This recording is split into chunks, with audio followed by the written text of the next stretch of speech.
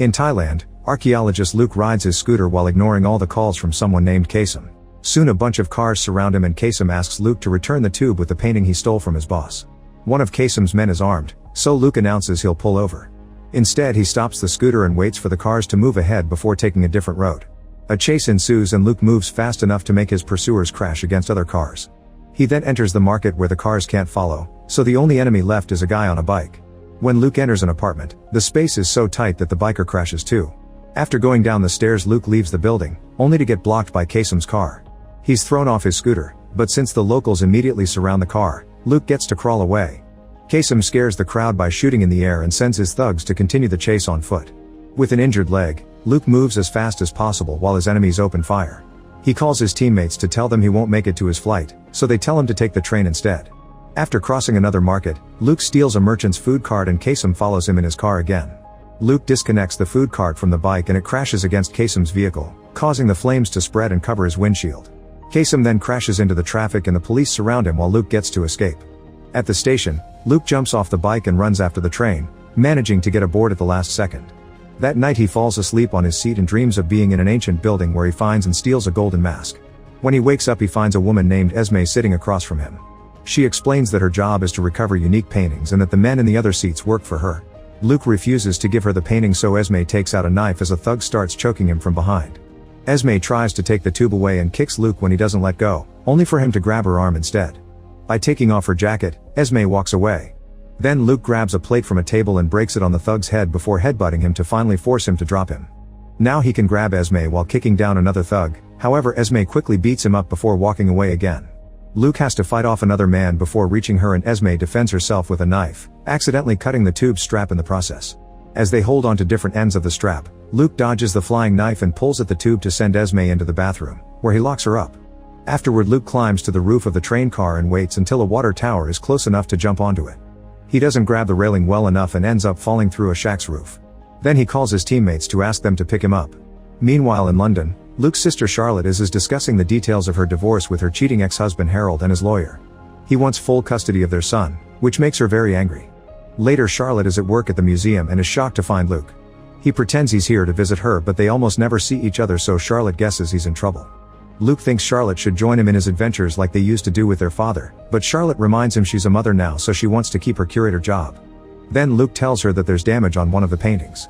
While she looks at it, he steals a different painting from the wall. The alarm immediately goes off and Luke runs as the doors begin locking themselves. Charlotte follows him outside and asks for the painting, but Luke says he'll only give it to her if she gets in his car. He takes off at great speed, doing some crazy turns to confuse the police vehicles that are now chasing him. After going through a few narrow streets, he enters the back of a truck driven by his teammates Murphy and Deb. Charlotte recognizes them because they're her father's old team. While Luke and Charlotte argue over the life she's chosen, Murphy takes a close look at the stolen painting and concludes it's not what they're looking for. Luke tells his sister she can take the painting back before putting her to sleep with a spray. Moments later she wakes up alone on a park bench. Charlotte rushes back to the museum, where Inspector Jamal is investigating the case. He's suspicious of Charlotte helping Luke, but while they argue, they notice that the painting has been put back in its place. After work Charlotte tries to pick up her son Thomas, but Harold won't let him go with her because he's heard that she's a suspect now. A furious Charlotte goes to yell at Luke for ruining her life and finds him hanging out with a rich man named Owen. He explains he's dying of cancer, so he's hired the team to find the Mountain of Youth, which may be the only cure. Charlotte says that the fountain is just a myth, but Luke thinks all myths have a trace of truth behind them. Dozens of cultures have written about the fountain across all continents, which can't be a coincidence. It's said that the location of the fountain is hidden from men by God. The team believes that the information has been passed down from generation to generation in specific families that form the protectors of the path, whose job is to protect the secret. Luke theorizes that Esme is one of those protectors. In 1600, 6 artists made a pact to reveal the location by hiding clues in different paintings. These are the paintings Luke has been stealing from other countries.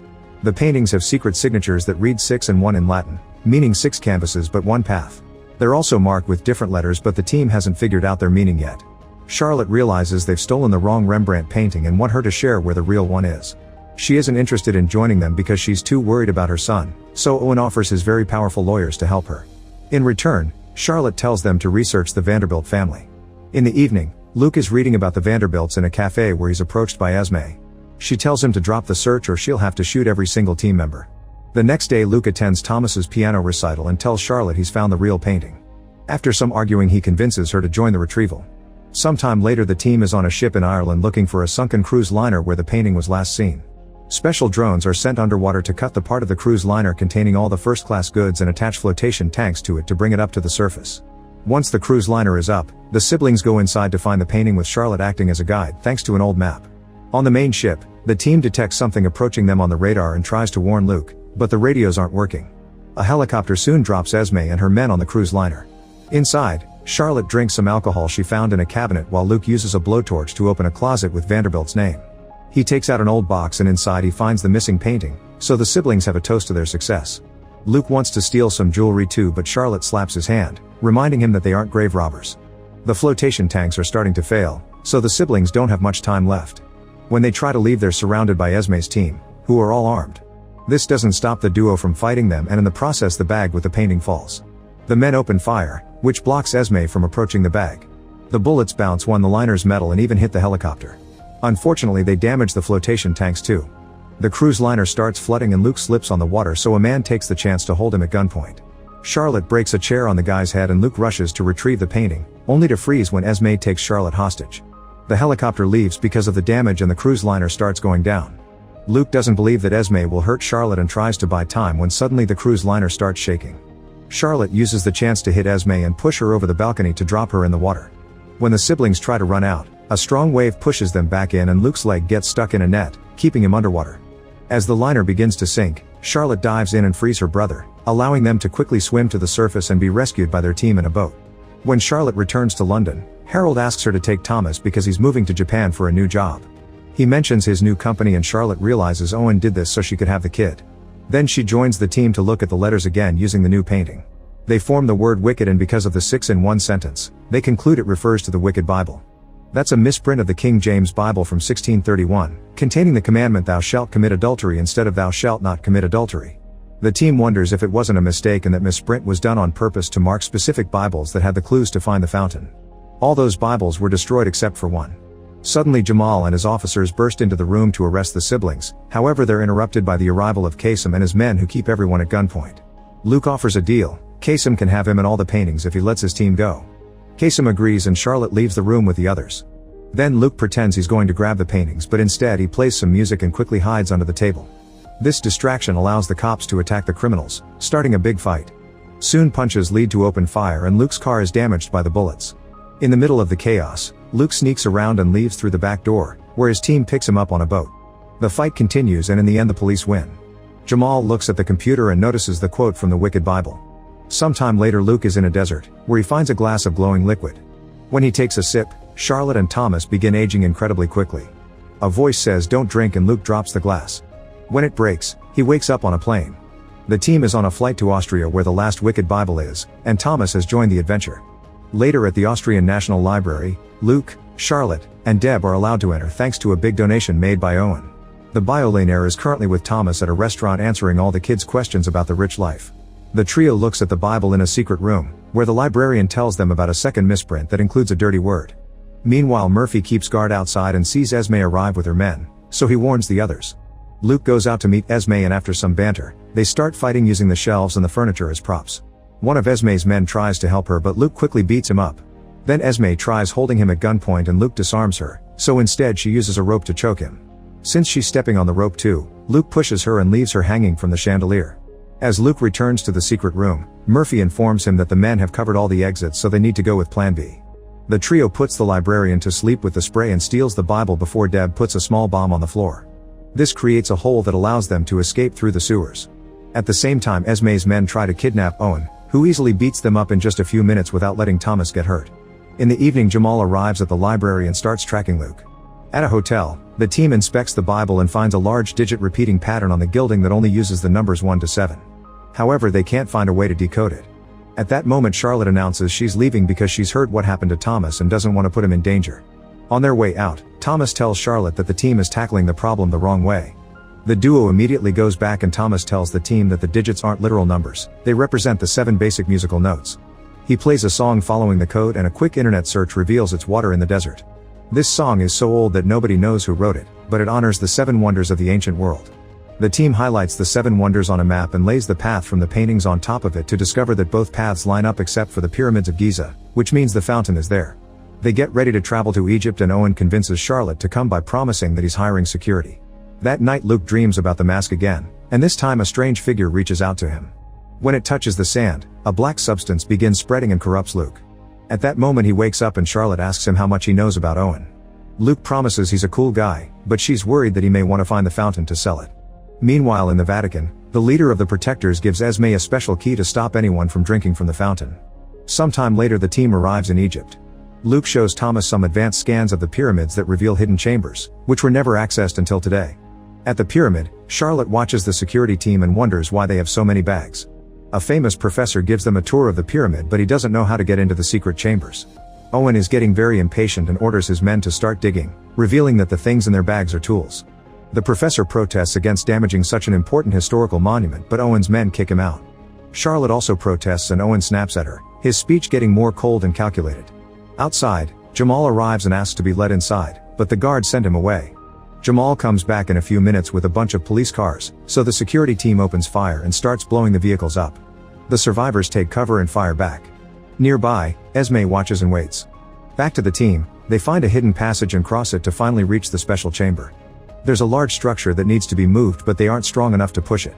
Owen orders his men to get their tools and Charlotte is horrified to notice they have guns in their bags too. The tools don't work either and Owen wants to set up explosives, which both siblings protest against. While the adults argue, Thomas finds an old instrument and starts playing it, which reveals a system of pipes in the chamber that transmit the sound and affect the structure. At the right moment Charlotte hits the gong and the entire chamber shakes before the sand on the structure begins forming shapes. Using just one hand, Charlotte can now move the structure to uncover a lift. The team hops on it and starts going down. Outside, Murphy and Deb decide that the security team has gone too far and surprise them from behind to bring a few men down. Unfortunately Deb gets shot in the arm and Murphy has to rescue her. When a guard is about to kill them, Esme cuts in and beats the surrounding thugs up. More men come after her with open fire so she uses a body as a shield while shooting back. Once the security team has been defeated, Jamal and Esme agree to work together and they enter the pyramid, where they proceed to beat up or shoot all the guards protecting the open structure. Esme finds rope in the bag so they can use it to go down the lift shaft. Underground, the lift stops and drops the team in a corridor with paradoxical inscriptions on the walls. They reach a dead end with a carving of the Tree of Life, so Charlotte takes an amber from a statue of goddess Nonet and puts it on the tree. The wall opens and they enter another room only to find themselves at a great height. Luke touches a jewel on a carving and causes a bunch of stairs to come out from the walls. They go down the stairs and reach the ground, where a small hole suddenly opens to reveal even more stairs and another chamber. There's a small puddle of water in the middle that appears to be the Fountain of Youth. Charlotte reminds everyone of the warnings on the walls. If someone isn't ready to get a blessing, they'll get a curse instead.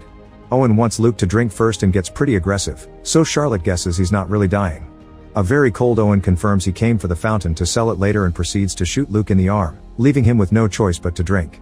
As soon as Luke touches the puddle, water starts filling the chamber to make an actual fountain. Blood falls from Luke's wound and the water surrounds him to lift him. His hands begin to glow and Luke sees a younger version of himself in them. However, when he's about to drink he also sees Charlotte and Thomas aging rapidly. He chooses not to drink to protect his family and pulls his hands apart, so the water rewards him by healing his injury. A furious Owen tries shooting him again but the water protects Luke before gently putting him down. Then Owen drops some of his blood into the fountain too. As the water starts surrounding him, Esme uses the key on a wall while remembering what the leader explained. If someone caring drinks the water, they'll be granted eternal youth in exchange for the life of their loved ones. But if someone who only loves themselves drinks, the fountain drains that person's own life. Owen drinks and immediately ages, screaming in unbearable pain.